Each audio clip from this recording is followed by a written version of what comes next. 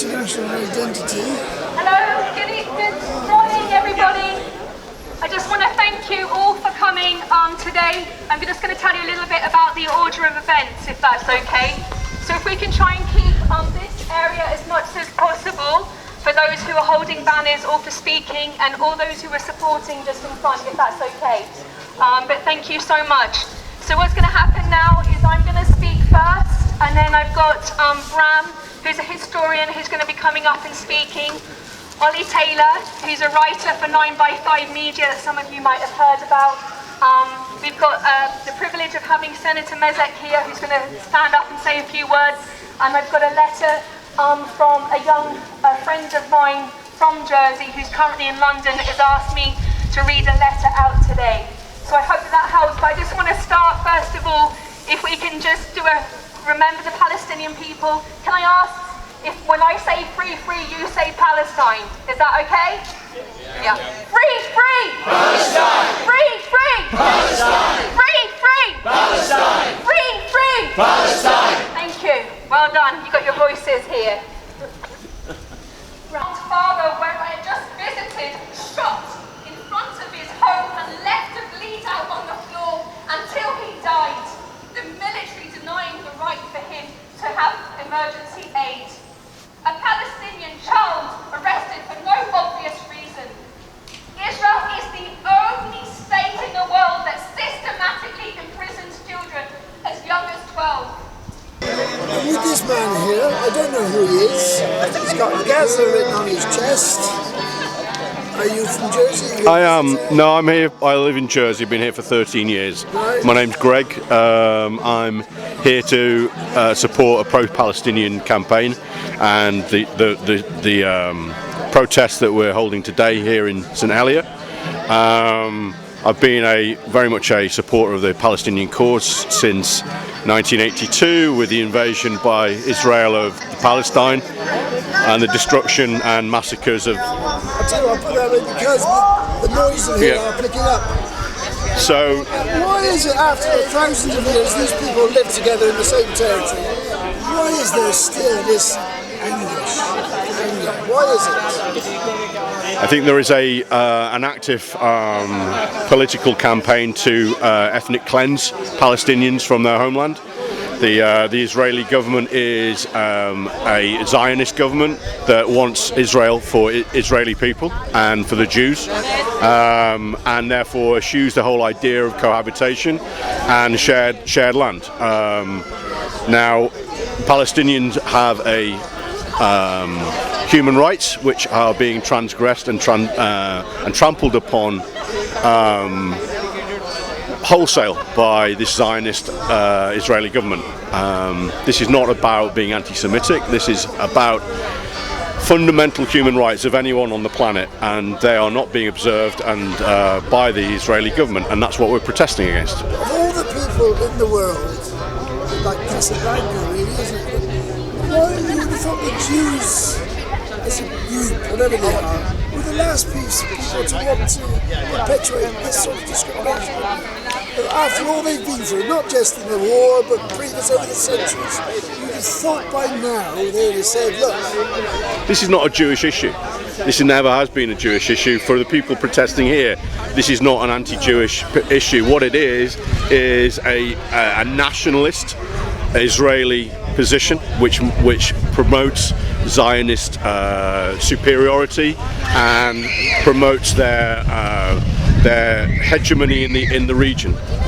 Now, I'm sure there is in the collective psyche of the Israelis a long memory of their persecution over the centuries, and they are right to feel that way, and I'm sure they feel legitimized in their defense. But what they can't do in that defense is then ignore the people that are their neighbors and treat them as second-class citizens, which is exactly what they're doing.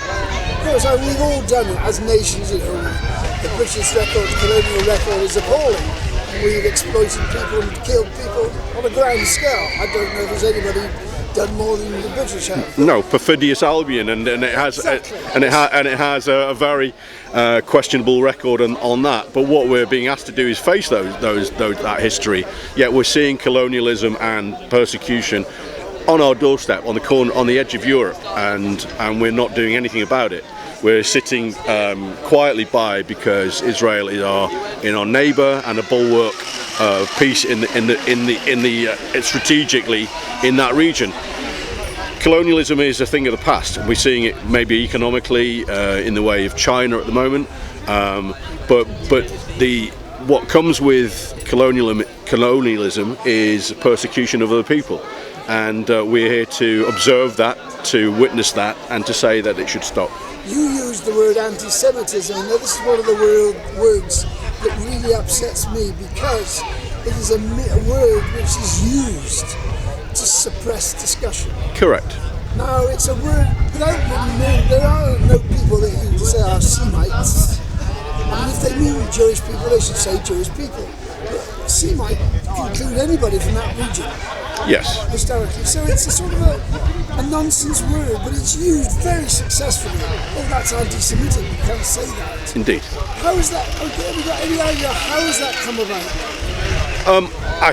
I think it comes from, again, the collective defence and the psychological defence that the Jews had to establish after the Second World War, and rightly so, and I can understand why. Unfortunately, that's become weaponised in the words and a modern term to defend the indefensible. And I would say that if you talk to 99% of the people that are here today, they would not identify with any anti-Jewish sentiment. They don't see it in those contexts, and unfortunately, by suppressing freedom of speech, I think that eventually the Israeli nation, by using that weapon, will create sufficient realization that they are sitting on an immoral case and an immoral argument. So no anti-Semitism here, won't be anti-Semitism going forward, but certainly an anti-Israeli position in relation to their domestic and international policies. Because unfortunately it's feeding the anti-Jewish sentiment, isn't it? This is what it does. Yep. It's so tragic, isn't it? It's like the motor car is the worst thing to aid transport, isn't it? It's had totally the opposite effect what was intended. These are the unintended consequences. Indeed. And, we have hopefully living in a more secular world where religion doesn't count, but the freedom of human beings does. So let's hope for a better future. Well, it's nice talking to you. Will you be standing in the election next year? No, I am not a politician. Well, they aren't politicians in Jersey, are they? No, I'm going off to university to study human rights law. Oh, well, I'm pleased when you come back you can put stuff on my human rights forum. You can do it now. Thank you, Mike. Okay. Nice to meet you. Nice to meet you. Take care, bye-bye. Moved me. Has it? Yeah, a lot. The things actually said that she'd seen, you read about them, but it's when someone actually says, I have seen that with my eyes. It actually brings it home how awful it is for these people to live. As they say, we've all seen it on the television, we watch it year after year, the same sort of actions taking place. How can we not respect it? I don't know, I get frustrated for a number of years now on Liberation Day. I've deliberately decided to distance myself from it because to me it's just hypocrisy. It's total hypocrisy. An island that was occupied. You'd think they would have more empathy for another occupied people, but there's none. There's no empathy. Jersey's always been a really insular place. No one really wants to know about the rest of the world, and you try and talk to people and they're not interested. We want to be an international voice in the finance world. Yeah, it's but strange, isn't it? But what Sam Mazek said, they all think they're very important, the Jersey politicians. They're nobodies. They'd be a nobody in any major country. They'd never get to be MPs or anything else, most of them. And yet, they're these tin pot government officials here. They think they're really important. They think they know it all. And yeah, they go and they think they can be equal on the world stage. Well, why don't they actually just stand up and not run with the crowd and be different? Get themselves noticed. Today to say what is the Jersey official view? It's not good John enough to say LaFondre should be here. Yeah, John LaFondre should be here. They should all be here. They should all be saying and listening and actually opening their eyes and their minds to what's going on.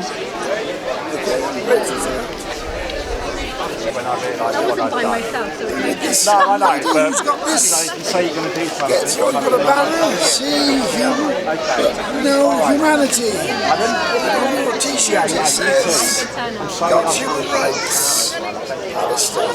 That interests me especially because human rights is one of my pet subjects. I know very little about it. Is it something you study, human rights? Do you know much about it? Not much. So I met Natalie yesterday and I learned about the protest. So I thought I'd come and support, because to support Palestine you don't have to be of a certain religion or caste. You just need to be human. When you see it on TV every day, so many people are being bombarded. That's unbelievable. Like how can somebody be so inhuman to like bombard kids and all? So I thought it's very important we raise our voice and say stop all the atrocities on Palestine. And I think it's a very important cause and we need to raise our voice on it. Thank you. Because you're a new recruit, you won't have discussed it with many people, but do you encounter many young people who are interested? I do, but I feel like some people are scared to come out and say it in case because like Israel is a very, very powerful, it's got one of the most powerful militaries in the world, and it's got relations with so many powerful countries. So it's very hard to come out and point out and say, to be against Israel. So yeah, I think that's the reason why many people are kind of scared to come out. But I think if you believe in a cause, if you think you're right, you should support it no matter what. It's a time to be brave and say it out loud that Palestinians are not being treated very well. So yeah. You go home to your family and you discuss this with your family? I would definitely discuss it, and personally I would try to avoid any Israeli products. Like even when I go to the shops now, if it says Israel, I don't buy it, because why would you fund a state that's causing so many atrocities on the Palestinians? I don't think that's correct. Okay, thank you so much. I wonder, none of us know what will happen, but after all these years, since 1948, you'd have thought the problem could have been solved. You thought that Palestinians would get their land, they'd have a government. Why is it? What is the motivation to stop them? Why is it? I think the problem is there's one land and then there's two states, and I don't think there can be two states on one land. I don't think this can be the solution. So I think they should all, but I don't know, it's just so hard for like Palestinians and Israeli people to live on one land together, because they each have their own ideologies, I think, and nobody wants to back off. So, and then like the one who is stronger is going to win. So if you have more power, then you're going to win in the end. But we don't know. But we have a hope that Palestine will be free. Yeah. Okay, most grateful to you. Thank you. Right, and with this young lady who's a friend of the lady I just spoke to. Yeah. What do you want to say? Well, I just want to say that it's really nice that the world's finally speaking up and seeing all the atrocities that are happening in the Palestine, and we're just against injustice. And obviously, if you terrorize young children, young women, and just bombard them with heavy stuff, I mean, it's unbelievable that it's happening in 2021 and people are silent about it. They say that Hamas is the one who started in the first place, but they should be knowing that it's just stones they have, and even if the missiles go there, then it's the Iron Dome that defends it. So luckily Israel doesn't really have as much fatalities, whereas in Palestine there are young children being torn into pieces. So I myself have not been able to sleep since the past week because I just keep crying about feeling what's happening with the people there. So please speak up and make sure that Palestine's free. Have you been to Israel? Have you ever seen it? I've seen it on the social media, the live stuff. Yeah. It's bad enough, isn't it? Yeah, it's really bad. Yeah. Deal with the atmosphere. No, yeah. I'd never go there. Whoever has empathy and can feel what these people are going from, they can never really support what the Israel army is doing, especially with the young people, young children. Who are you fighting against? This is one question I'd like to ask the people who support. Who are you fighting against? Is it the children? Is it the women? If it's a terrorism, why don't you come to the table and talk? or even at least just make sure the children are not being harmed in the process. Thank you. Yeah. Thank you.